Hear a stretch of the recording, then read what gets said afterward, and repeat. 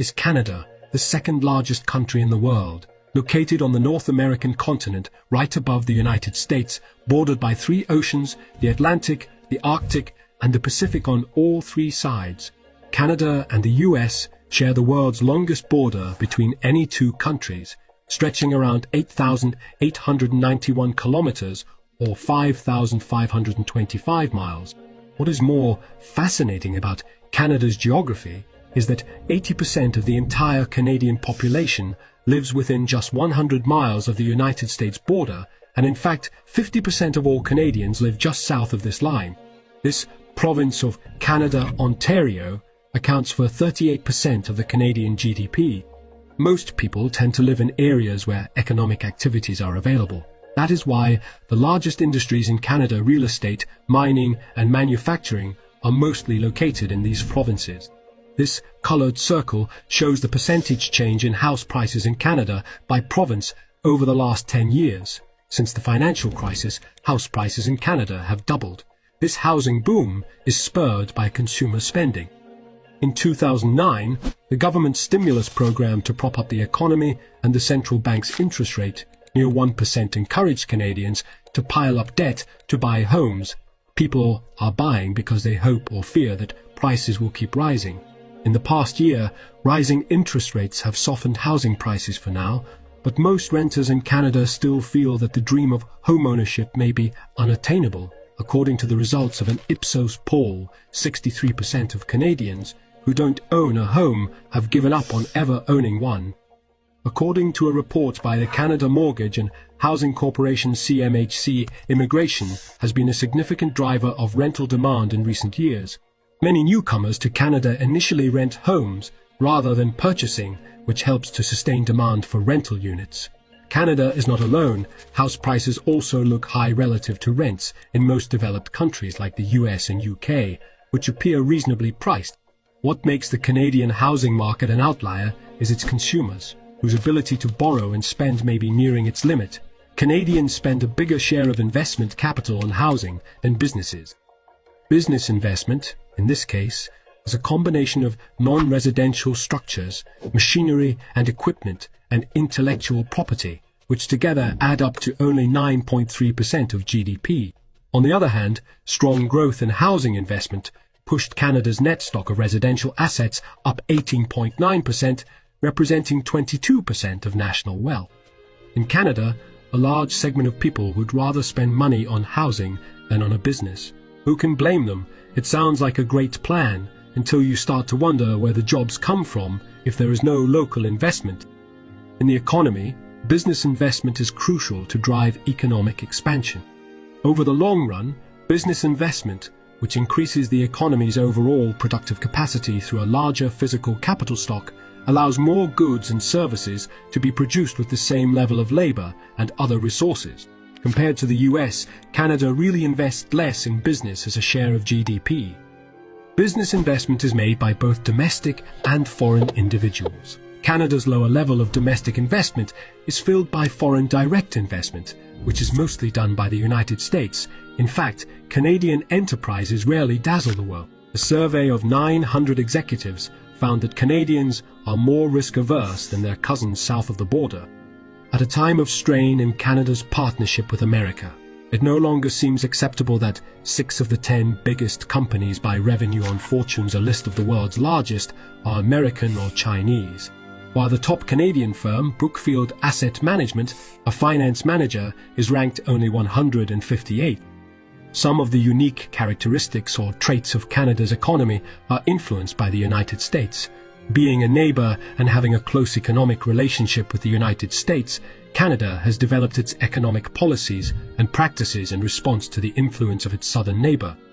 For example, American companies have established business operations in Canada primarily to avoid tariffs or taxes, but headquarters and intellectual property often stay south.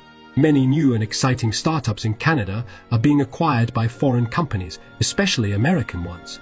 This is partly because when small Canadian companies go public by selling shares on the stock market, they lose tax benefits.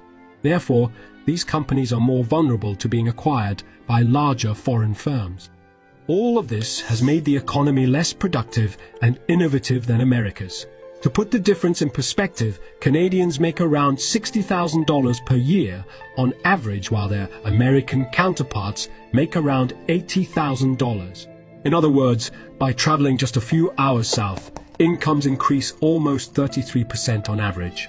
Americans work more hours than Canadians, about 3.5% more.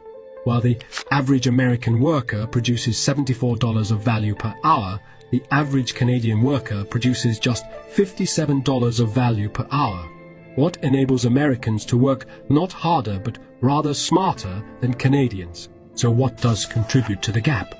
The biggest factor is the notable difference in the amount spent or invested on machines, tools, innovation and capital per worker, what economists call capital intensity.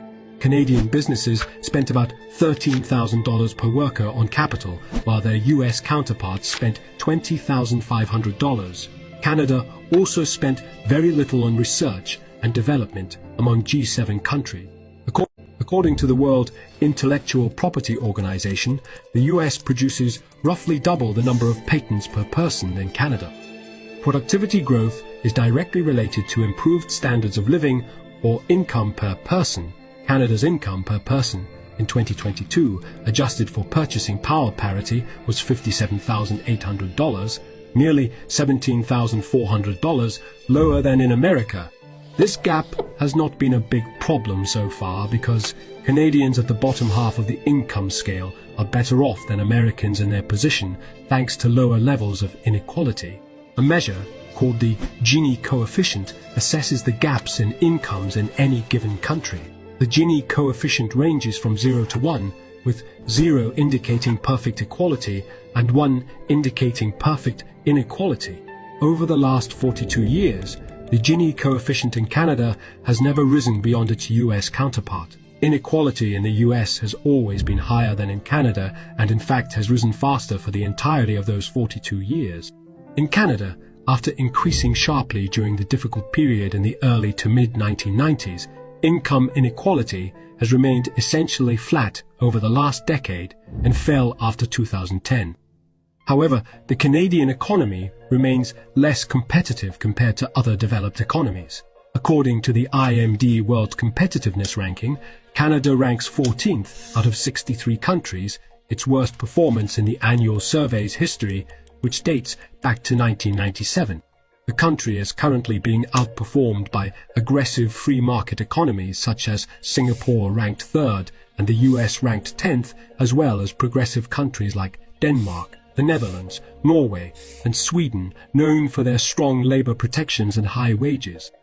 A competitiveness index isn't exactly a measure of how competitive a country is against other countries. Rather, it's a measure of how productive a country is, while competition is generally seen as a driver of innovation, efficiency, and economic growth. About 10 to 15 years ago, Canada was really innovative despite facing stiff competition from larger and better funded rivals.